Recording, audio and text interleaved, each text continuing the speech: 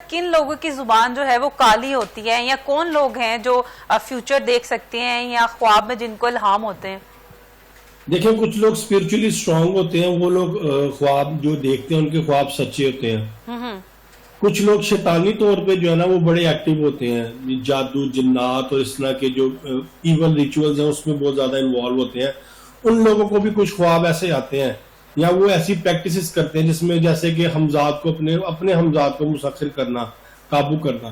جب آپ اپنے حمزات کو قابو کر لیتے ہیں وہ آپ کو سارا فیوچر دکھاتا رہتا ہے، وہ آپ کو ہر چیز سے آگاہ کرتا رہتا ہے۔ یہ آج کل لوگ اس کی پریکٹسز کرتے ہیں، سورج کو دیکھنا، شیشے کو دیکھنا، موم بتی جلا کے اس کے شعلے کو دیکھنا، اس طرح سے اس کی کچھ پریکٹسز ہیں۔